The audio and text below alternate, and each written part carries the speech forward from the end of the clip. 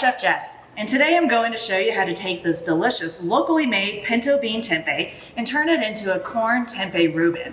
And the thing about this technique, marinating, you can also use this and make a tempeh brisket or even a tempeh ginger stir fry that is quite delicious. But the key with marinating is that you need to give it time for all of those flavors to truly absorb. So let's get cooking.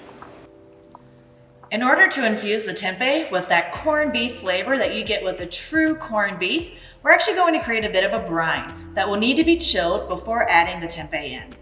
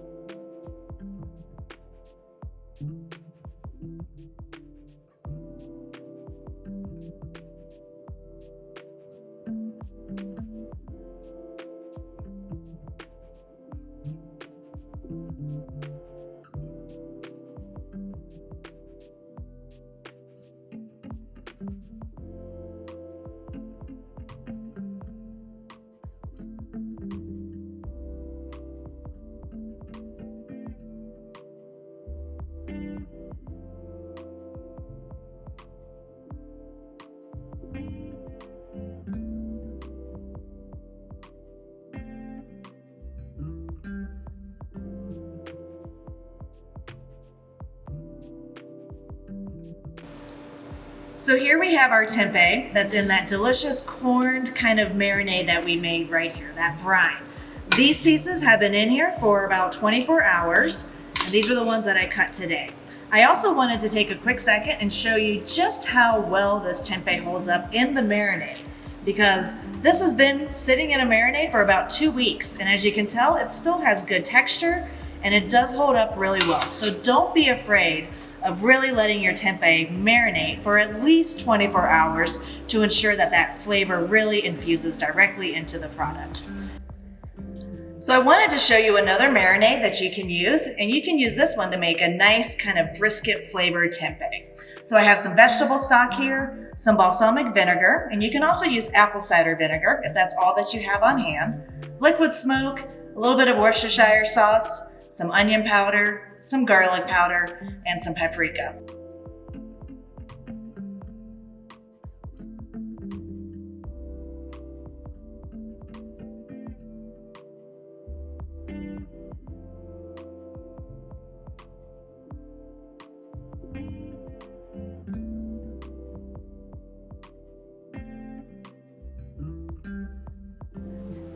So to cut our tempeh for our Reubens and our briskets, we're going to take this 1.5 pound patty and cut it into thirds.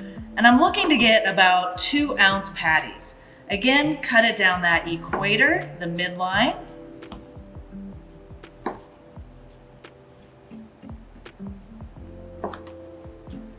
And then you're going to cut these in half again.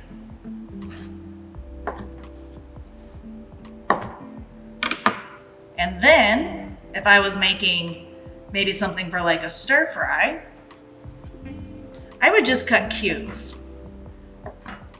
So I cut my tempeh into thirds and then just make little cubes, almost as if you're having like a cubed piece of chicken or maybe even similar to tofu. So this will be going into my soy ginger marinade, and then I'll be splitting these up between my brisket marinade and my Reuben marinade.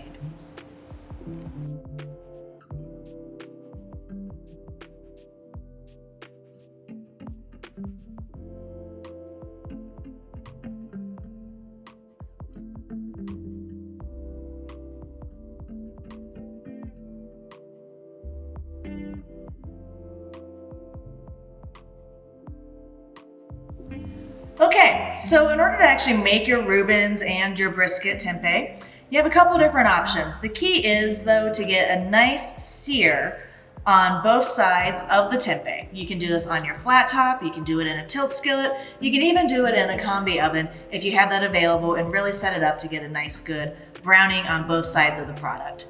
When we did this in the oven, we just gave it a nice sear and added the cheese on top so that would melt. If I was doing this on the flat top, I would flip my bread over, add the Swiss cheese on top of each one.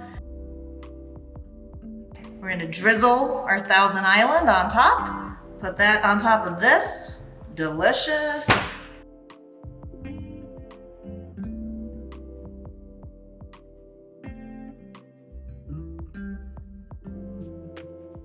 Do our sauerkraut.